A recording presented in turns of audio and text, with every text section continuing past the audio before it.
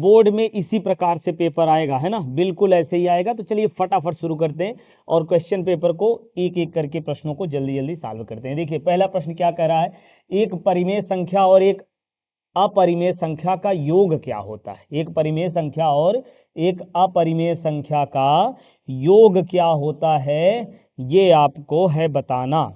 ठीक है, चलिए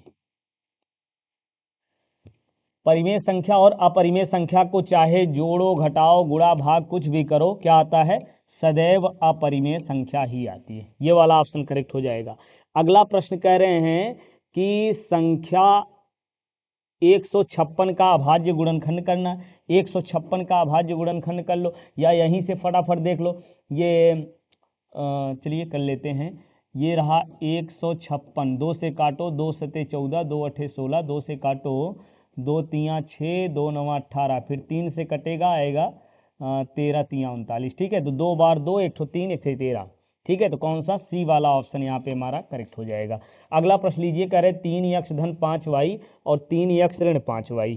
ठीक है, क्या कह रहे हैं, 3x धन में 5y और 3x ऋण 5y, और ये बराबर कितना दिया गया है, 7/3। तो यक्स वाई का अनुपात निकालना है, 7/3। तो क्या करेंगे, क्रॉस गुणा करेंगे। पहले ये वाला गुणा कर लो, 7 त्रिक 21x और माइनस 35y बराबर 3 का गुणा यहाँ करो, 9x धन 5 तियाँ 15y।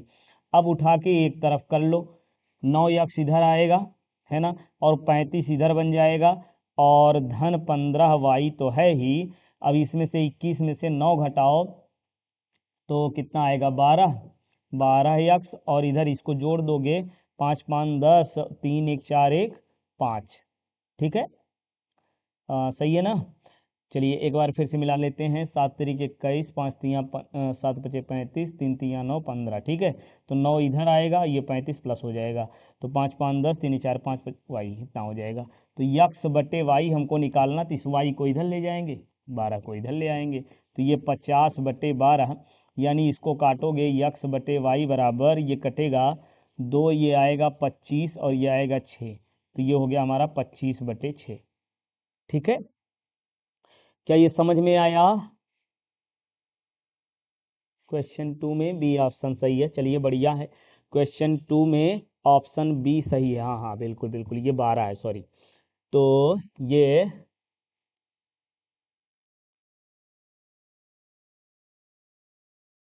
क्वेश्चन 2 में बी वाला ऑप्शन करेक्ट है बिल्कुल। और ये सी वाले में कितना, 25/6 सही है ना। सी वाले में क्या आ रहा है, 25/6। हाँ ठीक है, चलिए अगला क्वेश्चन क्या कह रहे हैं, ये कह रहे हैं इसमें कि समीकरण इतना का विविक्त कर होगा। विविक्त कर फटाफट लगाइए, विविक्त कर क्या, b² - 4ac। तो b का मान देख रहे हो, -2, क्या बनेगा, -2 का स्क्वायर, b² - 4ac, 4 लिख लो। a का मान 3 और c का मान 1/3, देख रहे हो, a का मान c, ये याद है ना, b² - 4ac, वही कर रहे हैं। b की जगह -2, 4a इतना, ये 3 3 कट जाएगा, ये 2 दूना 4 4, ये कटेगा, आएगा 0, है ऑप्शन में, ए वाला इसका करेक्ट आंसर हो जाएगा। ठीक है, चलिए अगला क्वेश्चन लगाते हैं हम। नेक्स्ट क्वेश्चन कर रहा है माध्य ज्ञात करना, इसका माध्य ज्ञात करना भाई। तो यहाँ से आपको करना पड़ेगा जोड़ के आधा, 4 2 6 का आधा 3, और ये 10 का आधा 5, 8 6 14 का आधा 7, और ये 9, ये 11। ठीक है, अब इसका गुणा करना पड़ेगा, 3 दूनी 6, 5 चौक 20, 7 सते 49, 9 तिरिक 27, और 9 तिरिक 27, और ये हो जाएगा 11 चौक 44। इसको जोड़ लो भैया, है ना, जोड़ोगे कितना, 9 6 15, 15 5 20, 2 22, 22 4 26, 22 4 26 का ये बचा 2, 4 2 6 2 8 8 4 12, 12 2 14, इतना आएगा। और फिर ये बारंबारता जोड़ लो, कितना, 4 3 7 7 14, 14 4 18, 18 2 20, ये 20 से भाग दो। ठीक है, 2 से काट दो पहले, तो 10 आएगा, 2 से 14, 2 3 6, 10 से भाग दोगे 7.3, यानी 7.3, डी वाला ऑप्शन सही हो जाएगा। यहाँ पे 7.3 बहुत बढ़िया, बिल्कुल करेक्ट आंसर है, फटाफट लगाते जाइए। अगला प्रश्न क्या कह रहे हैं भैया, ये क्या कह रहे हैं जी, ये क्या कह रहे हैं, रुकिए एक मिनट, आ गया। तो पहले तो इसको हटा दिया जाए इन क्वेश्चनों को, फिर देखा जाए क्या कह रहे हैं। ये रहा अगला प्रश्न हमारा, कह रहे हैं कि त्रिभुज ABC में, अच्छा ये चित्र भी बना है, ठीक है, ये चित्र भी बनाया गया है यहाँ पे आप देख सकते हो। त्रिभुज ABC में कह रहे हैं DE समांतर BC, DE समांतर BC, और AD का मान यहाँ पे दिया हुआ है 1.5 और BD का मान 3 दिए हुए हैं, AE 2 दिया गया है और AC निकालना। तो ध्यान देना, AC निकालना तो यहाँ से हम करेंगे AD बटे AB और ये बराबर AE बटे AC। तो AD का मान 1.5 और पूरा AB कितना हो जाएगा 4.5, AE 2 हो जाएगा, AC पता करना है। तो 15 तियाँ 45, 1/3, 3 दूनी 6 आ जाएगा। तो AC बराबर देखिए 3, ज़्यादा डायरेक्ट हो गया क्या, चलिए 1/3 बचेगा, 1/3 यहाँ 2/AC, ठीक है। तो AC का गुणा 1 में AC और 3 दूनी 6, ये आएगा 6, है ऑप्शन में कहीं, हाँ बिल्कुल है। तो ये वाला ऑप्शन यहाँ पे हमारा करेक्ट हो जाएगा। क्या ये समझ में आ गया, चलिए बहुत बढ़िया, 6 हो जाएगा। अगला कह रहे हैं बिंदुओं इतना के बीच की दूरी। अब देखिए बीच की दूरी निकालने का ना सरल आसान ट्रिक ये है, सरल और आसान ट्रिक इसमें क्या है, ध्यान से देखना, इनके बीच की दूरी थोड़ी सी भी जगह यहाँ नहीं, चलिए चाहे ये आगे वाला ये घटा दो, 4 में से 2 गए, 2 का वर्ग कर लो, फिर धन 3 में से 1 घटा दो, ये भी 2 का वर्ग, बस खत्म। ये 4 ये आएगा, 4 ये आएगा, ये 8 हो जाएगा, 8 को लिखोगे 2 गुणे 2 गुणे 2 और 1 2 बाहर हो जाएगा, 2 कड़ी में 2, यही वाला आंसर इसका सही हो जाएगा, बी वाला, ठीक है, बी वाला ऑप्शन यहाँ पे करेक्ट हो जाएगा। अगला क्वेश्चन कह रहे हैं 15 25 का HCF 5 है तो एलसीएम कितना होगा। इसका HCF 5 है तो एलसीएम कितना होगा। देखिए इसका हमने कितना आसान ट्रिक बताया था, इसको करिए गुणा, है बटे में 5 कर दीजिए, 5 तियाँ 15, 25 तियाँ 75, आंसर आ जाएगा इसे, 25 तियाँ 75, मतलब बी वाला सही है। अगला समांतर श्रेणी इतना का सर्वांतर क्या होगा, सर्वांतर D बराबर होता है A2 - A1, मतलब 1 में से 3 घटा दो, तो क्या आएगा -2 आएगा, मतलब ए वाला यहाँ भी सही हो जाएगा। क्लियर है, चलिए आ जाइए अगला क्वेश्चन देखते हैं। नेक्स्ट क्वेश्चन क्या कह रहा है, निम्नलिखित सारणी का माध्यक वर्ग ज्ञात कीजिए, ठीक है। इसमें कह रहे हैं माध्यक वर्ग ज्ञात करना है जी। तो माध्यक वर्ग ज्ञात करने के लिए क्या करेंगे, पहले तो हम इसको निकालना पड़ेगा संचयी बारंबारता। कैसे कैसे निकालें, संचयी बारंबारता ऐसे, पहले लिखोगे 2, 2 में 7 जोड़ोगे 9, 9 में कितना, 9 में 3 जोड़ोगे 9 2 9 3 9 3 12 और 12 10 22, 22 4 26, सही है ना, 9 लिखा, 7 2 9, 9 3 12, 12 10 22, 22 4 26, 26 आ गया। और 26 का आधा आएगा 13, तो 13 किसके अंतर्गत आएगा, इसके अंतर्गत आएगा, ठीक है। माध्यक वर्ग कौन सा बनेगा, 15 से 20, यानी डी वाला ऑप्शन सही होगा, 15 से 20 यानी डी वाला ऑप्शन करेक्ट हो जाएगा। अगला tan A = 1, तो 2 sin A × cos A का मान निकालना। देखिए tan A बराबर 1 दिए हैं ना, tan A बराबर अगर 1 दिए हैं तो A का मान कितना बनेगा 45, चूंकि tan 45 का मान 1 होता है, tan 45 का मान 1 होता है,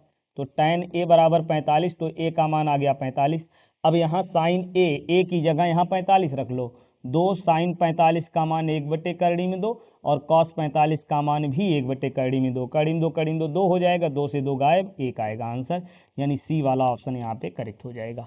चलिए अगला प्रश्न देखते हैं, कह रहे हैं एक वृत्त के केंद्र से 25 सेमी दूरी पर स्थित बिंदु Q से वृत्त के स्पर्श रेखा की लंबाई 24 सेमी, वृत्त की त्रिज्या ज्ञात कीजिए। तो यहाँ पे कहा क्या जा रहा है, ध्यान से देख लीजिए, वृत्त के केंद्र से 25 सेमी दूर, केंद्र से 25 सेमी दूर स्थित बिंदु Q है, ठीक है। यहाँ 25 सेंटीमीटर दूरी पर स्थित बिंदु Q से वृत्त पर स्पर्श रेखा, चलो यहाँ से स्पर्श रेखा खींच दे रहे हैं, ये स्पर्श रेखा की लंबाई ये है 24 सेंटीमीटर, ठीक है। तो त्रिज्या पूछ रहे हैं, ये वाली त्रिज्या पूछ रहे हैं, तो ये हो जाएगा त्रिज्या, यहाँ पे निकाल लेना त्रिज्या R। तो ये कर्ण बनेगा 90 के सामने, ये 25 का वर्ग बराबर लंब का वर्ग धन आधार का वर्ग, ये आएगा 625, है ना, और ये आएगा 576, कितना होता है, भूल गए, चलिए 24 × 24 कर देते हैं, है ना, और इसे 25 × 25 करोगे 625, 4 चौको 16, 4 दूनी 8, 1 9, 2 दूना 4 दूनी 8, है ना, 4 दूनी 8 और 2 दूना 4, ठीक है, तो ये आएगा 6, हाँ सही तो है, 576, ठीक तो है, 675, ठीक।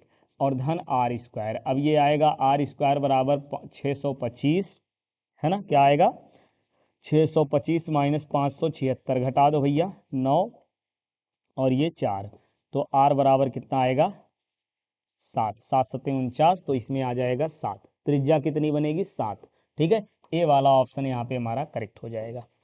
ठीक है, चलिए अगला प्रश्न देखते हैं। कह रहे हैं मीनार की ऊंचाई 12 मीटर, मीनार पर बनने वाले छाया की लंबाई 20 करीब 3 मीटर है, तो उन्नयन कोण याद कीजिए। देखिए बात ये हो रही है ना कि अगर मीनार हम बनाएं यहाँ पे इस तरीके से बनेगी, ठीक, तो ये 20 मीटर है और इसकी छाया जो है 20 करीब 3 मीटर, थीटा पूछ रहे हैं। ए बी सी त्रिभुज लोगे, tan थीटा बराबर लंब बटे आधार, तो लंब बनेगा 20 और आधार लिखोगे 20 करड़ी में 3, 20 20 गायब, तो tan थीटा बराबर 1 बटे करड़ी में 3, तो tan कितने का मान करड़ी में 3 होता है 30 अंश का मान, तो बस थीटा का मान 30 अंश लिख दो, हो जाएगा ये आंसर। अगला प्रश्न कह रहे हैं 14 सेमी त्रिज्या के एक वृत्त का एक चाप उसके केंद्र पर 30 अंश का कोण अंतरित करता है, संगत त्रिज्यखंड का क्षेत्रफल निकालिए। तो त्रिज्यखंड का क्षेत्रफल खूब लगाए हो, सबको याद है, सूत्र क्या होता है भैया, थीटा बराबर तो मान लो 30 है, वो आप जान ही रहे हो, यहीं लिख दे रहे हैं, ये जो है थीटा का मान 30 अंश हो जाएगा और आर का मान त्रिज्या 14 हो जाएगा, तो त्रिज्यखंड का क्षेत्रफल थीटा बटे 360 पाई आर स्क्वायर रख दो, थीटा का मान 30 आएंगे 360, पाई का मान लिखोगे 22/7 और आर का मान कितना 14 गुणे 14, ठीक है। जब ये 7 से कटने वाली संख्या हो तो पाई का मान 22/7 रख लिया करो, 22/7 रख लिया करो, 7 दूनी 14 हो जाएगा, 0 0 कटेगा, ये आएगा 12, 2 से काटो आ गया 6, फिर 2 से काटो 11 और ये बचेगा 3, ठीक है। तो ऊपर बन गया 14 1 के 14, 14 1 के 14, 1 15, 154/3, ठीक है, 154/3, यानी सी वाला ऑप्शन यहाँ पे हमारा करेक्ट हो जाएगा। अगला कह रहे हैं जोकर की टोपी का आकार कैसा होता है भैया, जोकर की टोपी का आकार शंक्वाकार होता है। कल्पित माध्य विधि से पग विचलन विधि सरलीकृत रूप है, सबसे सरल रूप कौन सा है, अप्रत्यक्ष विधि, प्रत्यक्ष विधि, संयुक्त विधि, सरल विधि। तो भैया कल्पित माध्य विधि का और पग विचलन विधि सरलीकृत रूप है किसका, प्रत्यक्ष विधि का क्या है, सरलीकृत रूप है। समांतर माध्य हम लोग प्रत्यक्ष विधि से ज्ञात करते हैं ना, तो प्रत्यक्ष विधि का क्या है, ये सरलीकृत रूप है। तो भाई ये हो गया। अगला क्वेश्चन क्या कह रहे हैं कि कुछ प्रेक्षणों के माध्य 25 15 और माध्यिका 24 है, तो बहुलक बताइए, ठीक है।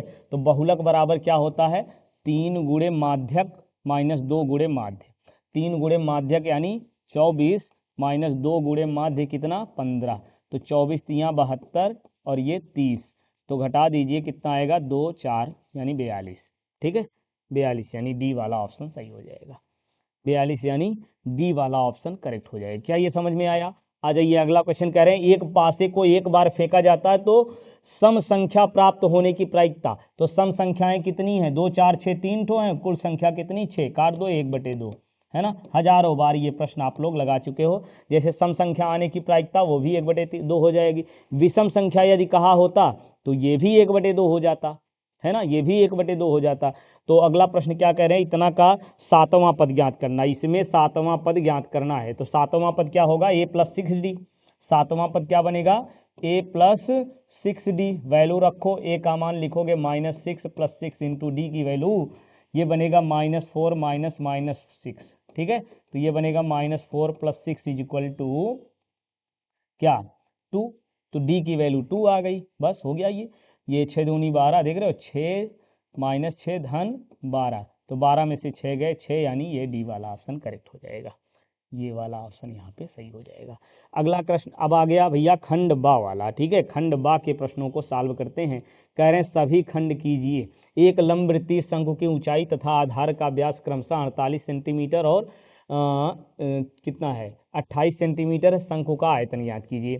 तो व्यास 48 दिए हैं, तो त्रिज्या कितना हो जाएगा, त्रिज्या कितनी हो जाएगी 2 4 यानी 24 हो जाएगी, और एवं ऊंचाई, एक मिनट, शंकु की ऊंचाई आधार का व्यास, सॉरी, शंकु की ऊंचाई तो 48 है, यच का मान हमको 48 लिखना पड़ेगा, और व्यास जो है वो 28 है, तो त्रिज्या कितनी बन जाएगी 14।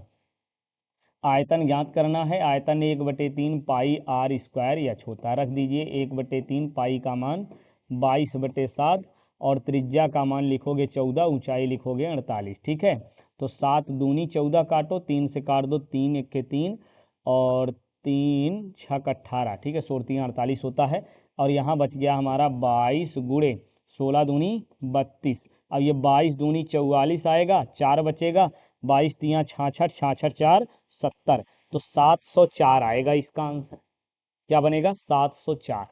क्लियर है? फिर से समझाएं कि समझ में आ गया?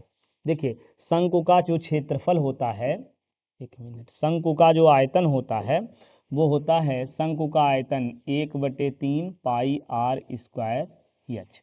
अब यहाँ पे हम रखेंगे वैल्यू, ठीक है, कैसे? यहाँ लिखोगे 1/3 गुणे पाई का मान हो जाएगा 22/7, त्रिज्या ये हो जाएगी 14 गुणे 14, गुणे ऊंचाई कितनी बनेगी 48। ठीक है, तो 7 दूनी 14 कट गया, 3 से काटो, 16 3 48 हो जाएगा बस। अच्छा, कुछ छोड़ दिया था हमने, है ना? तो ये हो जाएगा 22 दूनी 44, और ये आएगा 14 गुणे 16। इसका गुणा कर लेना भाई, है ना, गुणा कर लेना, और कमेंट बॉक्स में आंसर भी बता देना, ठीक है? It's okay. चलिए बढ़िया, आ जाइए। अभाज्य गुणनखंड विधि द्वारा 96 और 404 का एचसीएफ ज्ञात करना है। तो एचसीएफ ज्ञात करने के लिए क्या करेंगे? भाग विधि का प्रयोग कर लेना, या फिर जैसी आपकी इच्छा हो गुणनखंड विधि से भी लगा सकते हो। ठीक है, ये 404 और ये 96, भाग देंगे 9 चौक 9 चौक 36, 4 बार जाएगा, 6 चौक 24 और 9 चौक 36, 36 और 2 38। ठीक है, यहाँ बच गया 0, और ये आएगा 10 में से 8 गए 2, 20 बचेगा। अब यहाँ से हम करेंगे क्या? यहाँ से हम क्या करें भाई? यहाँ से हम ये करेंगे कि 96 में फिर से भाग देंगे, 20 चार बार ले जाइए, 4 बार ले जाओगे तो यहाँ आएगा 80, ये हो गया 16। ठीक है, अब 16 से फिर 20 भाग दो यार, ये आएगा 16 एक बार, यहाँ पे बचा 4। अब 4 से 16 को काटोगे, पूरा कट जाएगा 4, यही आंसर आ जाएगा। कितना आएगा इसमें? 4। ठीक, आ जाइए। कह रहे हैं बिंदुओं इतना इतना को मिलाने वाले रेखाखंड को 2:3 अनुपात में विभाजित करने वाले बिंदु का निशान कीजिए। ठीक है, तो पहले क्या है? -1 7, तो यहाँ पे हम लिखेंगे x1 y1, क्या है? x1 है -1 और y है 7। ठीक, फिर लिखोगे x2 y2, और ये m1 m2। ठीक, चलिए देखते हैं क्या है। -1 7 हो गया, दूसरा x2 y2 हो जाएगा 4 -3 और 2 3, 4 -3 और 2 3। ठीक है, तो ये है 4 -3 और ये 2 3। ठीक, अब ये यक्स वाला फार्मूला लगाइए, m1 x2 plus m2 x1 पूरे का बटा m1 प्लस m2। फटाफट सॉल्व करिए। m1 का मान 2 रखिए, x2 का मान 4 लिखोगे, m2 का मान 3 हो जाएगा, x1 का मान -1, m1 प्लस m2 2 + 3 हो जाएगा। ये 4 दूना 8 -3/5, ये 5/5 कटेगा, आएगा 1। इसी तरीके से y का मान निकाल लेना, इसी तरीके से y का मान निकाल लेंगे। y बराबर क्या आएगा? m1 y2 plus m2 y1 पूरे का बटा m1 प्लस m2। ठीक है, अब सॉल्व कर लीजिए इसको फटाफट। m1 की जगह कितना लिखें? 2 गुणे y2 -3 है, m2 की जगह 3 और y1 की जगह 7, और बटे m1 प्लस m2 यानी 2 धन 3, तो ये -6 आएगा धन 21/5। अब इसमें से घटा दो तो 15 आएगा बटे 5, और ये काट देना 3 आएगा, तो वह बिंदु क्या आएगा? 1,3 हो जाएगा। उस बिंदु का निर्देशांक 1,3 हो जाएगा। क्या ये समझ में आया भाई? आ जाइए, 1,3। ये हो गया भाई, पहले का गा तक हो गया। अब एक पेज और बचा हुआ, इसको सॉल्व कर लो फटाफट। ये sin थीटा बराबर 1/2 cos अल्फा, अच्छा cos थीटा बराबर 1/2 कॉस अल्फा बराबर 1/2, तो अल्फा बीटा का मान। ठीक है, तो यहाँ पे आएगा, देखिए कॉस में कितने का मान 1/2 होता है, कॉस में 30 का मान 1/2 होता है ना, तो यहाँ से थीटा बराबर तो हो जाएगा 30 अंश। ठीक है, यहाँ से अल्फा बराबर भी हो जाएगा 60 अंश। तो यहाँ पे थीटा प्लस अल्फा पूछ रहे हैं, तो 30 धन 60 यानी हो जाएगा 90 अंश। अगला क्वेश्चन देखिए, कह रहे हैं बिंदु इतना कि मूल बिंदु से दूरी। तो अगर मूल बिंदु से दूरी अगर कही जा रही है तो यहाँ हम लिखेंगे under root x1 minus x2 का वर्ग, मूल बिंदु मतलब 0 0। ठीक है, तो 6 में से 0 घटाओगे 6 आएगा, तो -6 कोई दिक्कत नहीं है। 8 में से 0 घटाओगे ये भी 8 का वर्ग, ये बनेगा 6 छक्के 36, 8 अठाई 64, और ये आएगा 100, वर्गमूल निकालो 10। ठीक, ये हो गया। अगला सवाल क्या कह रहे हैं, cot A minus cos A, cot A plus cos A. अगला सवाल कह रहा है कॉट ए क्या है, ये है cot A minus cos A पूरे का बटा कॉट ए प्लस कॉस ए।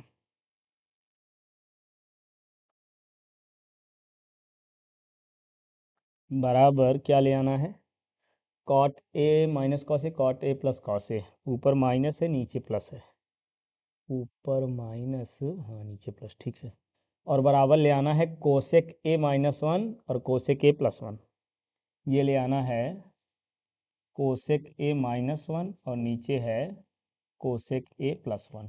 ठीक है, चलिए सॉल्व करते हैं। पहले हम यहाँ पे लिखेंगे लेफ्ट हैंड साइड, क्या लिखेंगे, लिखेंगे लेफ्ट हैंड साइड। तो लेफ्ट हैंड साइड में क्या है, cot A minus cos A पूरे का बटा कॉट ए प्लस कॉस ए।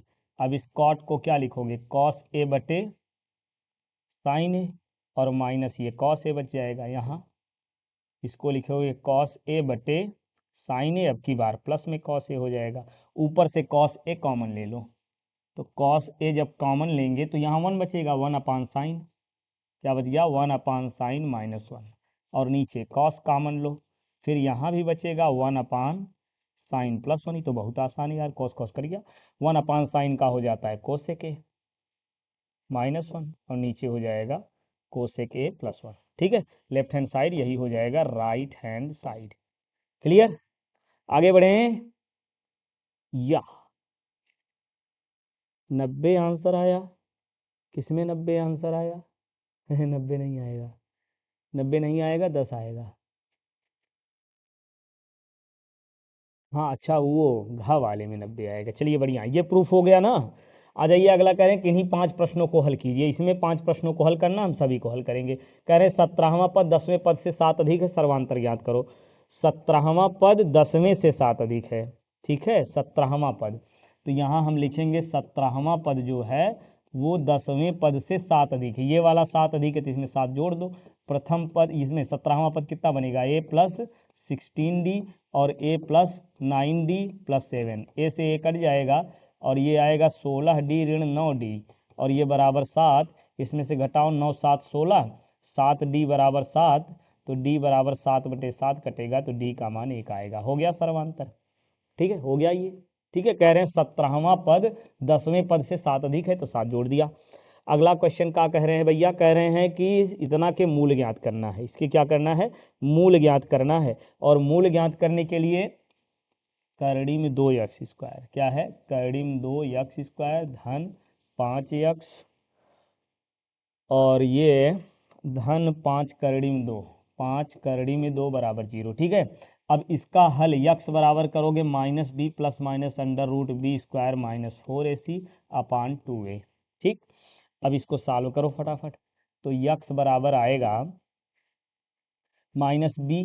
ठीक है, एक b का मान ये बन जाएगा, है ना, तो पता है ये जो है ये तेरी की, ये हो गया, b हो गया, ये c हो गया, तो b का मान कितना बनेगा, -5 + √, ये 5 का वर्ग -4, a का मान करड़ी में 2 और c का मान 5 करड़ी में 2 बटे 2a, a का मान करड़ी में 2। सॉल्व करो, -5 + ये 5 का वर्ग बनेगा 25, और माइनस 5 चौक 20, 20 दूनी 20, कितना बन रहा है 4a का मान करड़ी में 2 और 4ac, 20 स्क्वायर 5 × 25 हो जाएगा। और ये 5 चौक 20 है तो माइनस में आएगा। 5 चौक 20, 20 दूनी 40 तो माइनस में आ रहा है। माइनस में आएगा तो मूल कहाँ निकलेगा? अच्छा ये 7 है, ये 7 है भैया, ये 7 है। ठीक है, ये है 7। अब अगर ये 7 है तो यहाँ 7 का वर्ग करना पड़ेगा। 7 सते 49 करोगे और बट्टे में 2 करड़ी में 2 तो ये आएगा -5 प्लस माइनस अंडर रूट कितना 9/2√3। ठीक है, 9 को लिख देंगे 3 तो ये -5 प्लस माइनस 3/2√3। ठीक, तो बस इतना ही लिख लो, इसका बहुत है। ठीक है, प्लस माइनस एक बार जब है प्लस लेंगे तो कितना बन जाएगा? -5 प्लस 3/2√3। वैसे गुणनखंड कर लेना चाहिए था, कोई बात नहीं, ऐसे भी लगा लो। तो प्लस करोगे तो कितना आएगा? -2/2√2 है, तो ये 2 कटेगा तो -1/√2 आएगा। और जब माइनस करेंगे तो -5 - 3/2√2। ठीक, तो ये बनेगा माइनस में 8/√2√2, ये कटेगा आएगा 4। तो 4/√2 इंटू √2 गुणा करोगे तो 4√2/2, ये कटेगा आएगा 2√2। एक तो ये तरीका है, एक आंसर ये हो गया, एक ये आंसर हो गया। दूसरा तरीका है, यदि इसको आप लगाना चाहो, है ना, इसको आप लगाना चाहो तो √2 क्या √2x² प्लस 7x प्लस 5√2 ये रहा बराबर 0।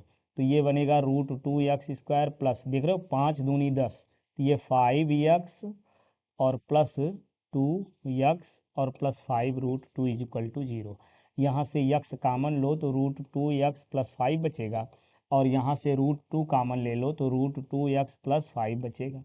ठीक, तो ये बच गया √2x प्लस 5 और नेक्स्ट ब्रैकेट x प्लस √2 = 0। तो यहाँ से करोगे √2x प्लस 5 = 0, √2x = -5, x = -5/√2। यहाँ से x प्लस √2 = 0, x = -√2। ठीक, ये x की वैल्यू मिल गई। दोनों तरीके से आप इसको सॉल्व कर सकते हो। क्या ये समझ में आ गया? आ जाइए अगला प्रश्न देखते हैं। ये नेक्स्ट क्वेश्चन क्या कह रहे हैं? यहाँ कह रहे हैं कि त्रिभुज ABC की भुजा BC पर D बिंदु इस प्रकार है कि ADC बराबर BAC, तो सिद्ध कीजिए CA का वर्ग बराबर CB गुणे CD। है ना, इस प्रश्न को हमको लग रहा है कई बार लगा चुके हैं, है ना। BC पर कोई बिंदु D है ना।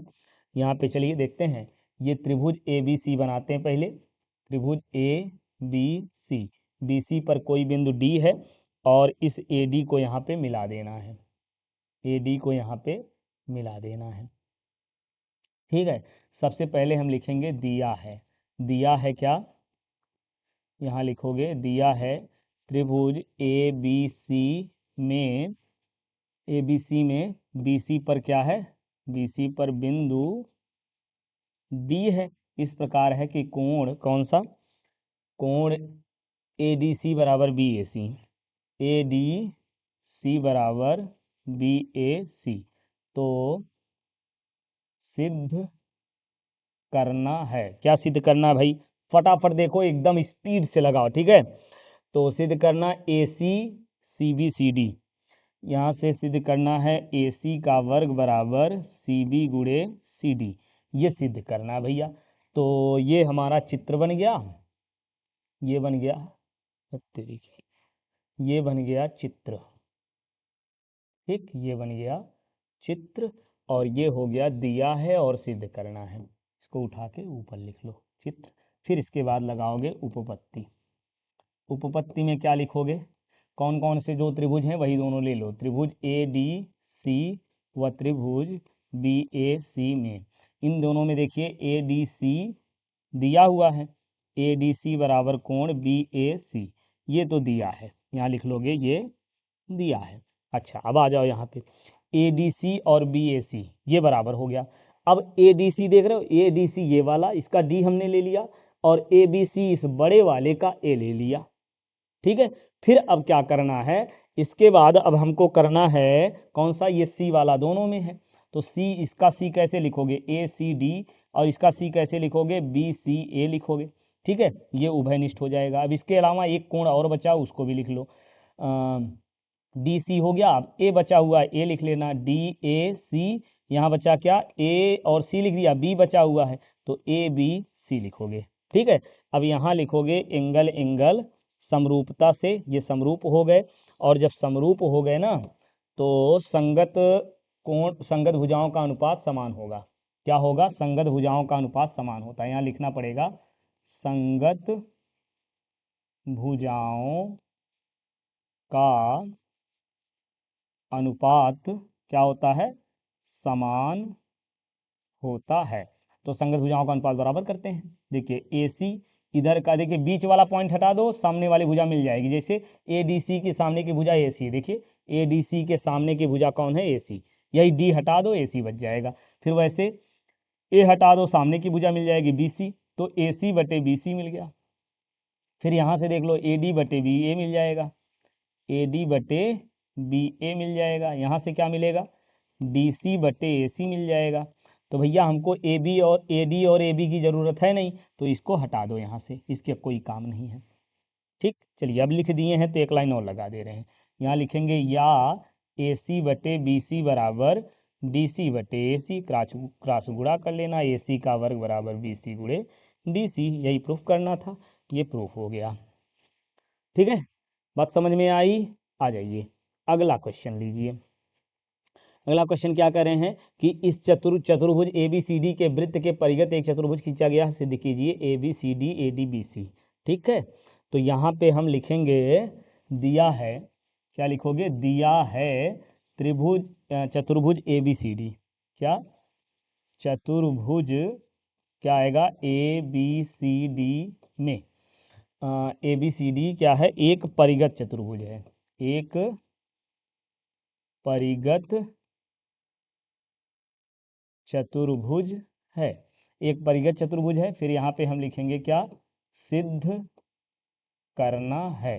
क्या सिद्ध करना है, ए बी सी डी, क्या सिद्ध करना है, ए बी धन सी डी बराबर क्या आएगा, ए डी बी सी आएगा, ए डी धन बी सी के। ठीक है, चलिए तो चित्र बनाते हैं। पहले तो ये रहा चतुर्भुज, और इसके अंदर बना लेते हैं एक ठो वृत्त, एक वृत्त। ठीक,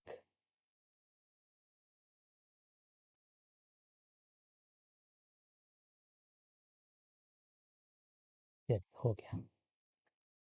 अब ये हो गया ए बी सी डी। ठीक है, ए बी सी डी ये हो गया, और फिर यहाँ पे स्पर्श बिंदु कम सा पी क्यू आर यस मान लेते हैं, कहीं भी कुछ भी मान लो, कोई भी दिक्कत नहीं है। इतना करने के बाद अब हमको यहाँ पे लिखना पड़ेगा उपपत्ति। क्या लिखना होगा, उपपत्ति यानी प्रमाण। यहाँ हम देंगे क्या, प्रमाण। कैसे, ए बी सी डी ले आना है, एक तरफ ए बी और सी डी ले आना है, तो इसके लिए क्या करोगे, पहले ए बी वाला ले लो, ए पी, ध्यान देना यहाँ पे लिखोगे वृत्त के बाह्य बिंदु से खींची गई स्पर्शी समान होती है। वृत्त के क्या, बाह्य बिंदु से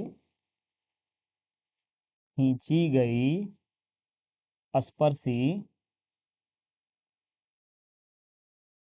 की लंबाई क्या होती है, समान होती है। ठीक है, अब समान होती है तो यहाँ से क्या आएगा, यहाँ से आएगा ए पी बराबर ए एस। ठीक, इसी प्रकार से बी पी बराबर किसके हो जाएगा, देख रहे हो, इस बाहरी बिंदु से ये दोनों बराबर होंगे, क्या, B P B Q, B P B Q. जैसे यहाँ पे हमने क्या किया, क्या ए पी ए एस किया, A P A S B P B Q कर लिया।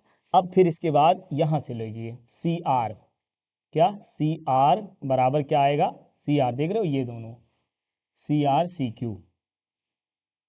एक और बचा हुआ क्या, आर डी डी एस। ठीक, तो इसको थोड़ा सा कर दे रहे हैं ऊपर।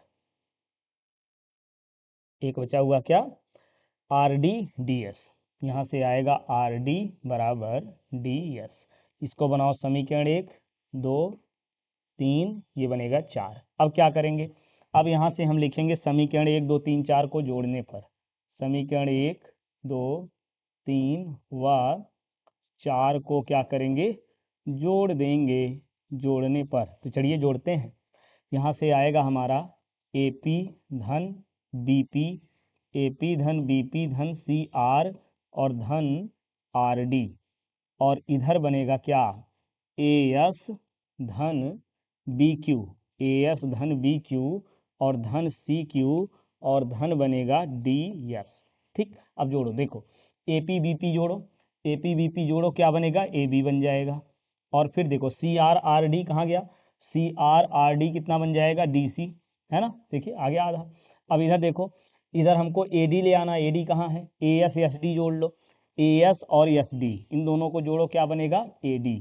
ठीक, और बाकी दोनों जो बचा है उसको जोड़ लो, B Q C Q, B Q C Q जोड़ दो, बी सी आ जाएगा। बस सिद्ध हो गया, हेंस प्रूव्ड।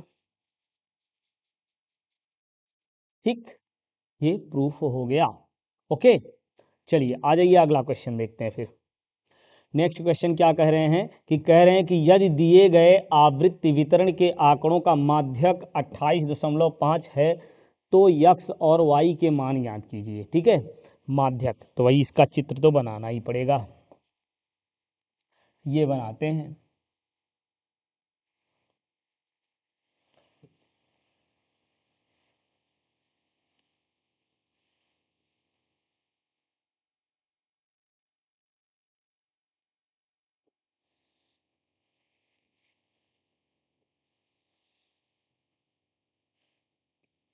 ये पहले हो जाएगा वर्ग अंतराल, फिर है बारंबारता। ठीक है, तो वर्ग अंतराल क्या है, 0 से 10, 10 से 20, ये 60 तक है।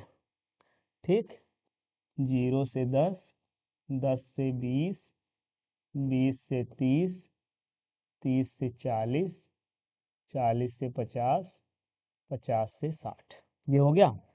फिर क्या है कि 5x 20 15, 5x 20 15, और क्या है 15, y 5। ठीक, y 5। और इधर इसमें क्या कह रहे हैं, माध्यक इसमें दिया हुआ है ना, माध्यक कितना दिए हैं, माध्यक दिए हैं 28.5 और पदों का योग 60, माध्यक 28.5 और पदों का योग यहाँ पे n बराबर 60।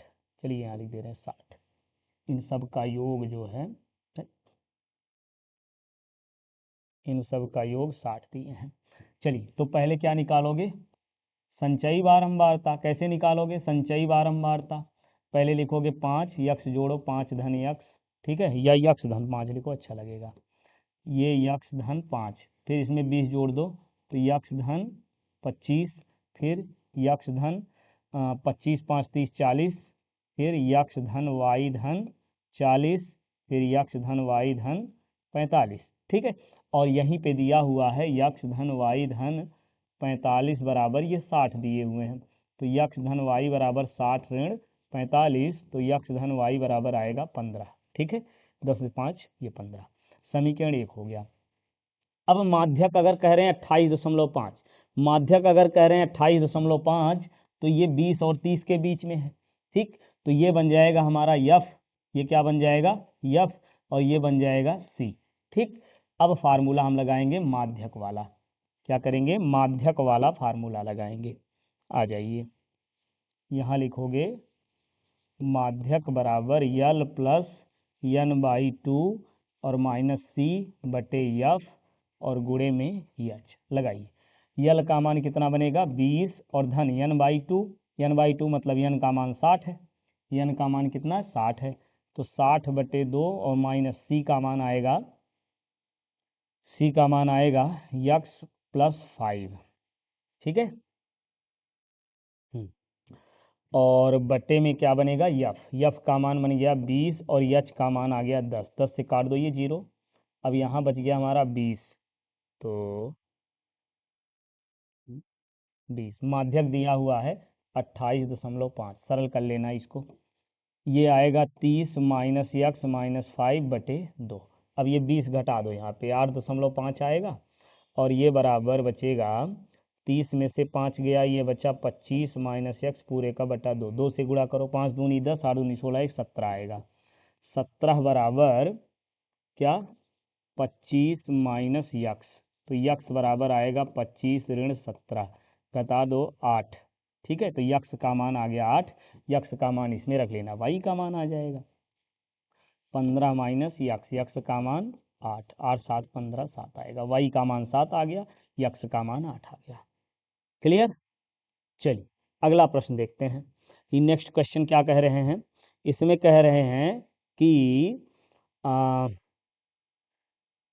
किसी कारण 12 खराब पेन 132 अच्छी पेनों में मिल गई हैं, अच्छी पेनों में मिल गई हैं। केवल यह देखकर नहीं बताया जा सकता कि कौन सी पेन खराब है अच्छा है।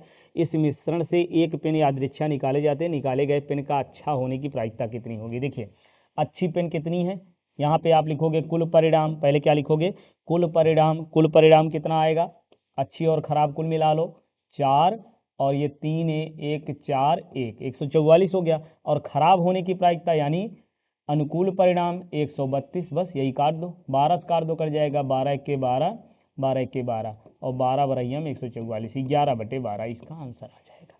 क्या आएगा, 11/12। तो क्या ये समझ में आ रहा है भाई? वाह, चलिए फटाफट सॉल्व करते हैं अगला क्वेश्चन। ये क्या कह रहे हैं, कह रहे हैं कि एक भिन्न 1/3 हो जाती जब उसके अंश में 1 घटाया जाता है। ठीक है, एक भिन्न 1/3 हो जाती जब अंश में से 1 घटाया जाता है, और वह 1/4 हो जाती जब हर में 8 जोड़ा जाता है। भिन्न याद कीजिए। ठीक है, मान लेंगे, माना, यहाँ हमको लिखना पड़ेगा माना, यहाँ हम लिखेंगे माना वह भिन्न क्या है, x/y है। ठीक, अब यहाँ पे हमको लिखना पड़ेगा प्रथम शर्तानुसार। प्रथम शर्त के अनुसार क्या मिलेगा भैया, प्रथम शर्त में क्या कह रहे हैं, ये तो है हमारी भिन्न, शायद कह रहे हैं 1/3 हो जाती है, क्या करने पर 1/3 हो जाती जब अंश में से 1 घटाया जाता है। लो भैया अंश में से 1 घटा दो, गुणा कर लो, 3x ऋण 3 बराबर y, तो ये आएगा 3x ऋण y बराबर 3, ये बन गया समीकरण 1। फिर यहाँ पे लिखोगे दूसरी शर्तानुसार, क्या लिखोगे, दूसरी शर्त के अनुसार। तो दूसरी शर्त के अनुसार ये रही हमारी भिन्न, और ये हो जाती है कितना, भिन्न वह 1/4 हो जाती जब हर में 8 जोड़ा जाता है, हर में 8 जोड़ा जाता है तो 1/4 हो जाती है। गुणा करो, ये 4x बराबर y धन 8, तो ये आ गया 4x ऋण y बराबर 8, समीकरण 2 बन गया। समीकरण 1 और 2 से घटा दीजिए। ठीक है, समीकरण 2 में से 1 को घटा रहे हैं। ठीक है, क्या लिखेंगे, समीकरण 2 में से 1 को घटाने पर, समीकरण 2 में से समीकरण 1 को क्या करने पर, घटाने पर। तो चलिए समीकरण 2 लिख दे, ये हो गया हमारा 4x minus y is equal to 8, और ये 3x minus y is equal to 3। ये घटाइए, माइनस प्लस माइनस हो जाएगा, ये कट गया, और ये आ गया यक्स बराबर 5। यक्स का मान किसी में रख लो, समीकरण 1 में रख दे रहे हैं। यक्स का मान क्या करें, समीकरण 1 में रखने पर, तो 1 में रख दो। 1 में जब समीकरण का मान रखेंगे तो क्या आएगा, 3 गुणे 5 और माइनस वाई बराबर 3, तो ये आ गया 15 ऋण वाई बराबर 3, तो ऋण वाई बराबर 3 माइनस 15, तो माइनस वाई बराबर -12, तो वाई इक्वल टू 12 हो गया। ठीक है, यक्स वाई का मान मिल गया। अतः भिन्न क्या मिल जाएगी, अतः भिन्न क्या बनेगी, x/y। ठीक है, x/y अर्थात यक्स का मान 5/12। चेक कर लो, चेक कर लो भैया, ऊपर 1 घटाओ तो 5 में से 1 गया, 4/12 यानी 1/3 हो जाएगा। सही है, हर में 8 जोड़ दो तो 12 8 20, 5/20, ये काटोगे 1/4 हो जाएगी, मतलब सवाल सही है। ठीक, इस तरीके से लगा करके आप प्रूफ कर सकते हो। ठीक, चलिए आ जाइए अगला क्वेश्चन क्या कह रहे हैं, ये कह रहे हैं ये अथवा वाला छोड़ दें कि लगाएं, कह रहे हैं कि एक विमान अपने निर्धारित समय से 30 मिनट देरी से चलता है, ये 1500 किलोमीटर दूरी पर पहुंचने पर, दूरी पर समय पर पहुंचने के लिए अपनी चाल, निर्धारित चाल से 250 किलोमीटर बढ़ानी पड़ती है। विमान की सामान्य चाल याद कीजिए। ठीक है, तो चलिए निकालते हैं। मान लेते हैं, माना विमान की चाल यक्स है, ठीक, और ये जो है ये इसका पीडीएफ, इसका पीडीएफ आपको टेलीग्राम पर मिल जाएगा, परिवर्तन क्लासेज एजे सर नाम से, है ना। टेलीग्राम पर इसका पीडीएफ मिल जाएगा। सॉल्यूशन तो हम करा रहे हैं, लिंक में आप देख सकते हो। ठीक है, लिंक में टेलीग्राम लिंक जो है डिस्क्रिप्शन में टेलीग्राम का लिंक दे देंगे, है ना। चलिए आ जाइए, फटाफट सॉल्व करते हैं। क्वेश्चन पेपर यदि देखना चाहो तो टेलीग्राम पर सारे क्वेश्चन पेपर हम डाल देंगे, वहीं से देख लेना, और लिंक भी उसके बाद। तो आ जाइए देखते हैं क्या कह रहे हैं। मान लेंगे, माना सामान्य चाल, किस चीज़ की चाल कह रहे हैं, चलिए चाहे जिसकी कह रहे हो, सामान्य चाल यक्स किलोमीटर प्रति घंटा हमने मान लिया। शायद जाना है उसको 15 किलोमीटर, 1500 किलोमीटर, 1500 किलोमीटर जाने में लगा समय, 1500 किलोमीटर जाने में क्या लिखोगे, लगा समय। समय बराबर दूरी बटे चाल होती है ना, तो समय बराबर दूरी बटे चाल, यानी 1500 किलोमीटर दूरी हो गई और चाल यक्स। ठीक, फिर कह रहे हैं कि जब इस चाल से जाता है ना, सामान्य चाल से जाता तो उसे 30 मिनट देरी लगती है। विमान अपने निर्धारित चाल से जाता है तो 30 मिनट देर से पहुंचता है। फिर कह रहे हैं 1500 किलोमीटर दूरी पर समय से पहुंचने के लिए उसकी चाल, निर्धारित चाल से 250 किलोमीटर बढ़ानी पड़ती, मतलब 250 किलोमीटर प्रति घंटा चाल जब वो बढ़ा देता है तो समय से पहुंच जाता है, मतलब 3 घंटा की जो देरी हो रही थी वो खत्म हो जाती है। तो हम मान लेंगे कि यक्स धन, पहले चाल तो यक्स थी, पहले चाल क्या थी, यक्स थी, और फिर चाल कितनी बढ़ाया, 250। ठीक है, तो इतना किलोमीटर प्रति घंटा की चाल से जाने में लगा समय, जाने में क्या लगा समय, फिर से वही दूरी, दूरी तो वही है, और चाल हो जाएगी यक्स धन 250। ठीक है, यहाँ आधा घंटा देर पहुँचता था, यहाँ वो कवर हो गया, मतलब ये वाला जो है वो ज़्यादा है, ये वाला ज़्यादा है। कितना ज़्यादा है, आधा घंटा, 30 मिनट मतलब आधा घंटा। अथवा वाला रहने दें, चलिए अब लगा रहे हैं तो इसको लगा दे रहे हैं, ठीक है, छोड़ दे रहे हैं। आधा घंटा ज़्यादा लग रहा है ना ये वाला, तो यहाँ से हम करेंगे 1500 बटे यक्स धन 250 माइनस 1500 और बटे यक्स बराबर आधा घंटा, मतलब 1/2। इसको सरल कर लेना, यक्स का मान आ जाएगा। ठीक, चलिए अगला प्रश्न क्या कह रहे हैं, कह रहे हैं कि 80 मीटर चौड़ी सड़क के दोनों ओर आमने सामने समान ऊंचाई वाले दो खंभे लगे हैं। खंभे के बीच सड़क पर स्थित किसी बिंदु से इन दोनों खंभों के शिखर के उन्नयन कोण 60 अंश और 30 अंश है। खंभे की ऊंचाई याद कीजिए। ठीक है, तो चलिए करते हैं। यहाँ कह रहे हैं समान ऊंचाई के दो खंभे हैं, ये लो, समान ऊंचाई के हमने दो खंभे बना दिए। ठीक है, समान ऊंचाई के दो खंभे हो गए। अब इसके बीच में स्थित कोई बिंदु है, यहाँ पे कह रहे हैं इसके बीच में कोई स्थित बिंदु है। ये खंभा मान लो गजब, ये खंभा जो है ए बी है, दूसरा सी डी, और यहाँ बीच में कोई बिंदु ई है, बीच में कोई बिंदु ई है।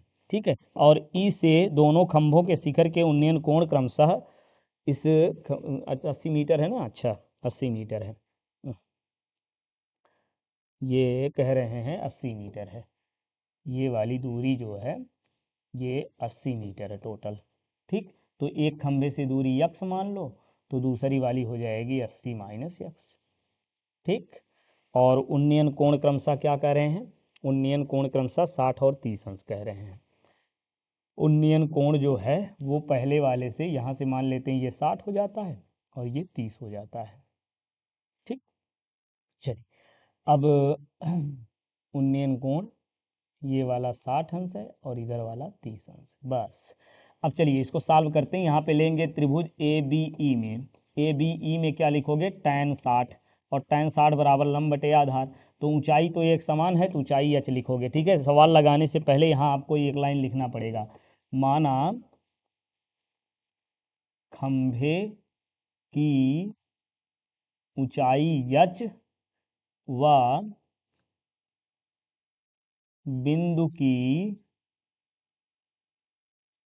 खंभे से दूरी यक्स है। ठीक है, चलिए इतना मान लोगे तब लगाओगे। ठीक है, यहाँ लगाइए tan 60 बराबर लंब बटे आधार, लंब हो गया यच आधार यक्स, tan 60 का मान करड़ी में 3 यच बटे यक्स, यहाँ गुणा कर लो यच बराबर करड़ी में 3 यक्स, ये बन गया समीकरण 1।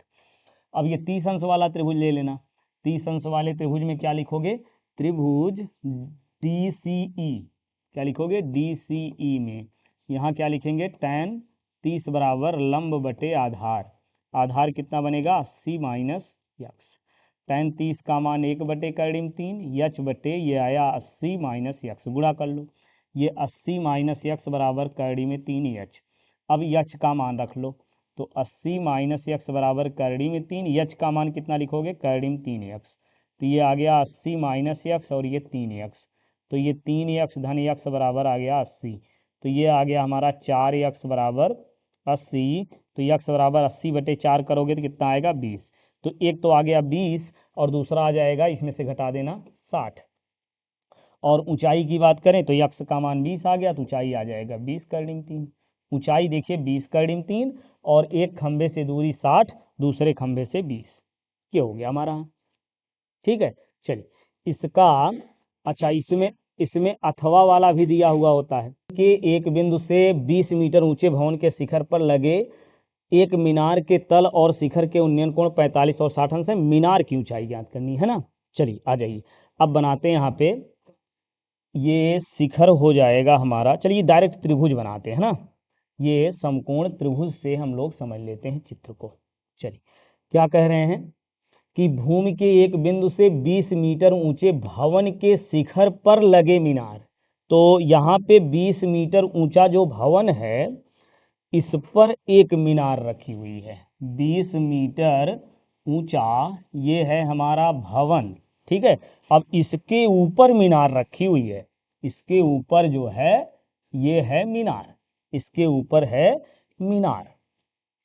ठीक, और इस मीनार की कहानी क्या कह रहे हैं भैया, ध्यान से देखना, ABC, तो ये D हो गया, 20 मीटर ऊंचा भवन, इसके ऊपर लगी है मीनार।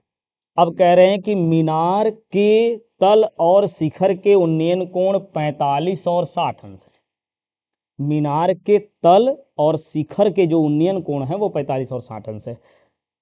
चलिए करते हैं, यहाँ पे तल और शिखर के उन्नयन कोण क्रमशः 45 और 60 अंश हैं, यह बात है।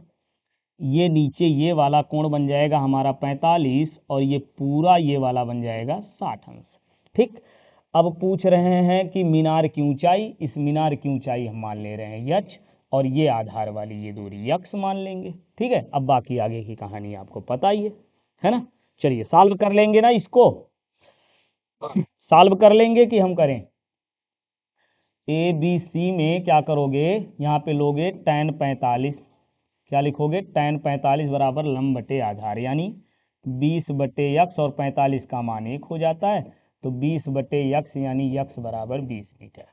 क्लियर।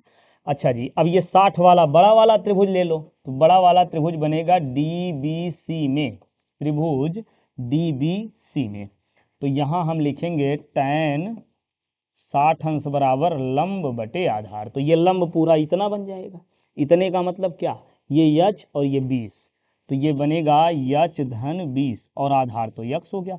tan 60 का मान खूब याद किए हो करड़ी में 3, तो यच धन 20 बटे यक्स, गुणा कर लो करड़ी में 3 यक्स बराबर यच धन 20, और ये यक्स का मान यही रख दो, 20 करड़ी में 3 बराबर यच धन 20, तो यच बराबर आएगा 20 करड़ी में 3 माइनस 20, 20 ले लो कॉमन, तो करड़ी में 3 माइनस 1, ये हो गया आंसर।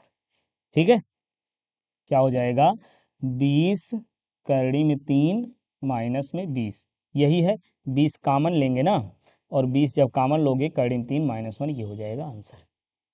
क्लियर, समझ में आया इतना, आ जाइए बढ़िया। तो भाई अथवा के साथ हम लोग सॉल्व कर रहे हैं, कोई भी प्रश्न नहीं छोड़ेंगे, ये लास्ट बचा हुआ है, इसको भी सॉल्व कर लो फटाफट।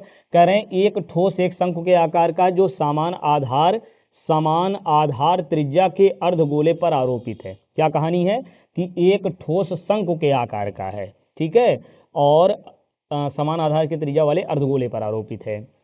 ठीक है, तो चलिए पहले इतना चित्र बना लेते हैं। एक पहले हम बनाएंगे यहाँ पे शंकु, क्या बनाएंगे, ये आ गया शंकु, और शंकु किस पर स्थित है, अर्धगोले पर। तो यहाँ हम बना देंगे एक ठो अर्धगोला। ये लो भैया, अर्धगोला हमारा यहाँ पे आ गया। ये हो गया अर्धगोला। ठीक, चलिए अर्धगोला। अब इस प्रश्न में क्या कह रहे हैं और एक बार देख लेते हैं। कह रहे हैं कि अर्धगोले का वक्रपृष्ठ शंकु के वक्रपृष्ठ के समान है, तो शंकु की त्रिज्या और ऊंचाई में अनुपात ज्ञात करिए। चलिए तो करते हैं, मान लेते हैं इस शंकु की ऊंचाई, ठीक है, इस शंकु की जो ऊंचाई है इसको हम मान लेते हैं यच। ठीक है, शंकु की ऊंचाई क्या मान लेते हैं, यच मान लेते हैं, यच, और ये त्रिज्या आर हो जाएगी। तो प्रश्न में क्या कहा जा रहा है, अर्ध गोले का वक्रपृष्ठ, ध्यान से देखना, अर्धगोले का जो वक्रपृष्ठ है वो शंकु के वक्रपृष्ठ के बराबर है। शंकु का वक्रपृष्ठ, यहाँ हम लिखेंगे शंकु का वक्रपृष्ठ। चलिए, अर्धगोले का वक्रपृष्ठ 2/3 पाई आर, अच्छा नहीं, वक्रपृष्ठ की बात हो रही ना, तो 2 पाई आर स्क्वायर। ठीक, और शंकु का वक्रपृष्ठ क्या होता है, पाई आर यल। यल तो दिया नहीं है, तो यहाँ पे हम करेंगे पाई आर स्क्वायर बराबर पाई आर, और यल का मान क्या, under root H square plus R square. ये हो गया भैया। अब क्या करें, पाई से पाई पहले तो काट दो, और इस आर से इस आर को ख़त्म कर लो। ये आ गया 2r is equal to under root H square plus R square. अब क्या करें, दोनों पक्षों का वर्ग कर देंगे। दोनों पक्षों का क्या करेंगे, वर्ग करने पर, ठीक है, तो वर्ग करके यहाँ से अनुपात आसानी से ज्ञात कर सकते हो। ठीक है, चलिए सॉल्व करिए और बताइए कितना आएगा, अनुपात इसमें कितना आएगा, फटाफट सॉल्व करो। दोनों पक्षों का वर्ग करोगे तो 2 का वर्ग 4r स्क्वायर हो गया, इधर वर्ग करोगे तो आएगा H square plus R square. अब ये 4r स्क्वायर ये इधर ले आइए, R square is equal to H square. अब काटो, मतलब घटाओ, इसमें से 4 में से 1 निकल जाएगा, 4 में से 1 निकलेगा, क्या बनेगा, 3r square is equal to H square. अब क्या करोगे, अब क्या करोगे भैया, आर और एच में अनुपात निकालना है ना। आंसर बताओ, सॉल्व करके बताओ जल्दी आंसर। तो आर और एच में अनुपात निकालना, दोनों का वर्ग है तो हम दोनों तरफ का क्या निकाल लेंगे, वर्गमूल ले लेंगे। दोनों पक्षों का क्या करने पर, वर्गमूल लेने पर, तो क्या मिलेगा, 3 का वर्गमूल √3, आर स्क्वायर का वर्गमूल आर हो जाएगा, और फिर इधर एच स्क्वायर का एच हो जाएगा। तो आर बटे एच बराबर, देखो क्या किया, आर तो हमने ऐसे लिख लिया, ये वाला एच जब उधर जाएगा तो नीचे हो जाएगा, और फिर इधर ये नीचे हो जाएगा, है ना, ये करड़ी में 3 जब इधर ले आओगे तो ये नीचे हो जाएगा, बस हो गया खत्म। ऊंचाई और त्रिज्या, त्रिज्या और ऊंचाई में अनुपात 1:1, करड़ी में 3 का अनुपात हो गया। ठीक है ना, समझ में आई बात। चलिए बढ़िया, अगला प्रश्न लगाते हैं। ये एक प्रश्न और बचा हुआ है, इसको भी सॉल्व कर लो। कहाँ गया, ये रहा। कह रहे हैं 21 सेंटीमीटर त्रिज्या, यहाँ कह रहे हैं 21 सेंटीमीटर त्रिज्या वाले वृत्त के चाप केंद्र पर 60 अंश का कोण अंतरित करता है। चाप द्वारा बनाए गए त्रिज्यखंड का क्षेत्रफल ज्ञात कीजिए। तो त्रिज्या दिया हुआ है और ये कोण दिया हुआ है, त्रिज्यखंड का क्षेत्रफल निकालना। तो चलिए लगाते हैं, क्या कहेंगे, माना, क्या माना भाई, 21 सेमी त्रिज्या वाला वृत्त, तो यहाँ हम लिखेंगे माना वृत्त की त्रिज्या, क्या लिखोगे, माना वृत्त की त्रिज्या r बराबर 21 सेंटीमीटर, और ये जो कोण दिया हुआ है ये 60 दिया है ना, हाँ 60 दिए हैं। अब कह रहे हैं चाप द्वारा दिए बनाए गए त्रिज्यखंड का क्षेत्रफल, यहाँ हमको निकालना क्या, त्रिज्यखंड का क्षेत्रफल। और त्रिज्यखंड का क्षेत्रफल क्या होता, θ/360 पाई आर स्क्वायर। वैल्यू रखो, थीटा का मान 60 और ये रहा 360, पाई की जगह लिखोगे 22/7, और आर की जगह कितना त्रिज्या दिया, 21 × 21। अब सॉल्व कर लो इसको, है ना, सॉल्व कर लेंगे ना। चलिए सब गायब, बताओ बताओ फटाफट सॉल्व करो। ये 0 0 कटेगा, 6 ये आ गया 6, है ना, 6 6 36। अब 7 3 21, 3 दूनी 6, अब 2 से काट दो, ये 11 बच गया। अब देखो सब के सब कट गए, अब यहाँ बच गया 11 × 21, ठीक है, 11 1 11, 11 दूनी 22 1 23, तो 231 क्षेत्रफल है ना, तो सेंटीमीटर स्क्वायर, 231 सेंटीमीटर स्क्वायर इसका क्षेत्रफल हो जाएगा। 221 नहीं जी, फिर से देखें क्या 11 इक्के 11 का एक बचा और एक हासिल हो गया, 11 दूनी 22, 22 एक 23, 231 आएगा, है ना, 231 आएगा, बिल्कुल आप सही है। तो ये भाई हमारा ये पूरा क्वेश्चन पेपर सॉल्व हो गया, है ना। कितनी देर में हमने पूरा क्वेश्चन पेपर सॉल्व किया अथवा के साथ? वाह, 1 घंटे में, है ना। 3 घंटे का क्वेश्चन पेपर मात्र 1 घंटे में अथवा के साथ, अथवा वाला हमने छोड़ा होता तो 40 मिनट में हो गया होता, है ना। चलिए कोई बात नहीं, तो पूरे प्रश्न पत्र को अच्छे से सॉल्व करिए, कोई भी क्वेश्चन पेपर हो कहीं से भी हो, है ना, और उसको सॉल्व करिए। क्वेश्चन ना समझ में आए तो हमने बताया टेलीग्राम पर भी आप जो है भेज सकते हैं, और व्हाट्सएप नंबर भी हमने दिया है, तो इसमें भी आपको जो भी प्रॉब्लम हो वो आप खींच करके भेज सकते हैं, और ये है कि आप जो है कॉल नहीं करेंगे, है ना। चलिए मिलते हैं नेक्स्ट क्लास में, पढ़ते रहिए, स्वस्थ रहिए, मस्त रहिए, bye bye, take care, good night.